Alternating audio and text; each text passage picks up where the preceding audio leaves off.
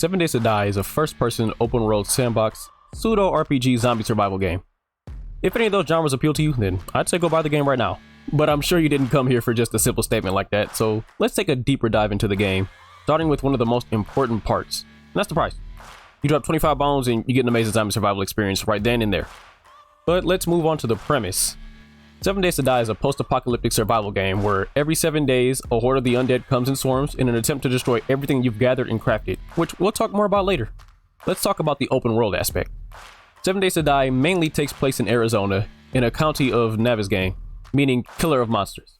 Which makes sense considering you're going to be doing a lot of killing. Navezgane features multiple different biomes with their own hardships to overcome, like the extreme heat of the desert to the killing cold of the northern tundra. Or you could deal with the even more unyielding and ever-constant assault of the zombies in the inner cities, where the loot is most plentiful. Each biome has beautifully made points of interest that have their own flavor, like the giant unkillable bully Boar.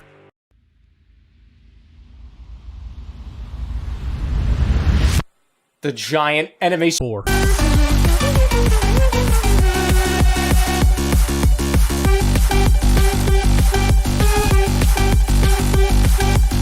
With all these areas, it'll be really hard to get bored, but if you travel around the standard map until you memorize it more than your trip to work, then you can do a randomly generated world which takes everything you knew about Navezgane and throws it out the window. And the only way to figure out what'll be out there will be to just travel the world.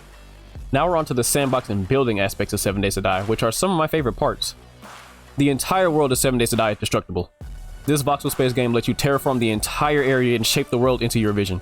And since there's technically no end, you probably could actually flatten everything. But on a more useful and practical scale, you can just charge your way through any obstacle. Whether you want to break down a door or window to get into a locked building, or grab a stick of dynamite and go in loud with a boom, that choice is yours. 7 Days to Die also has its own RPG-esque leveling system, which we'll talk about right now. Every character starts off as your regular level 1 average Joe. But with almost every action, you gain XP to use to strengthen your character and become a destroyer to harvest everything in your path. Or you can be a stealth assassin, getting your kills unseen from the shadows. Or you can put all that strength into your brain, tinkering tools to do the hard work for you. Or you can just be a pacifistic farming forager. Whatever your preferred playstyle, you can shape your character into that role. There are also missions available from traders that you can do to help not only get you good rewards, but more importantly get you that sweet XP to accelerate your growth. Also, the ability to break into those mission objectives any way you want to will be helpful as well, making these two features collide perfectly. Another part of making your character your own are the weapons and tools. Whether you want to run around with an entire armory with 2 guns for each ammo type, or grab a heavy sledgehammer and one-shot every zombie like a raging barbarian, or just embrace your inner Mike Tyson and literally knock the teeth out of every zombie, the weapon selection will let you have your own style of gameplay. Now onto the main attraction of 7 Days to Die, the zombies and the inevitable horde. As you make your way through the world, zombies will be around, randomly shambling mindlessly until they find a valid target, meaning you.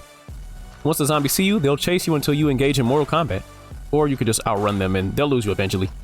One of the best parts are the variety of zombies. You've got your businessmen, nurses, and your regular average Joes and Jolenes, and Miss Jiggles. But more than just the zombies with varying appearances, there's also different zombie types.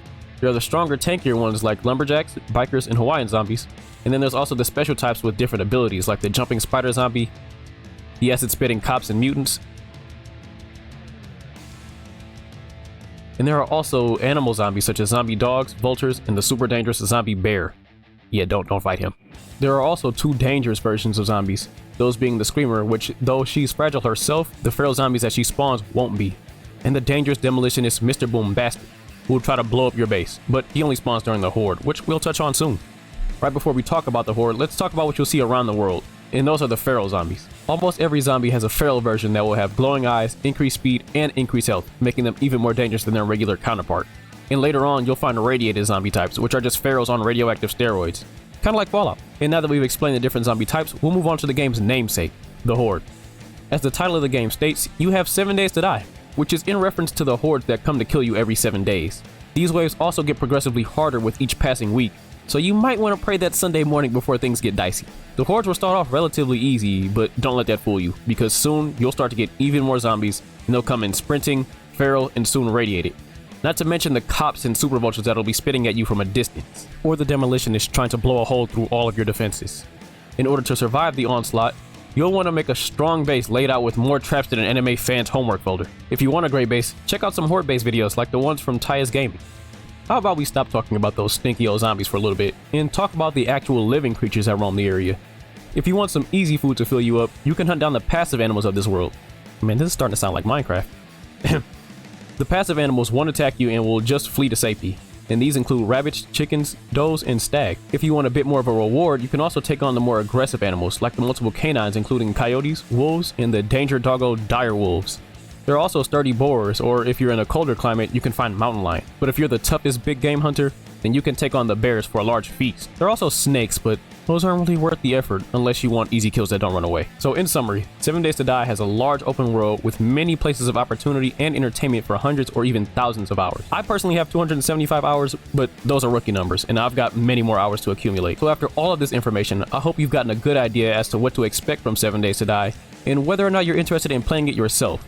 I personally highly recommend it, but the choice is yours to make. Hopefully this was informative and entertaining for everyone who made it all the way through. Thank you so much for watching.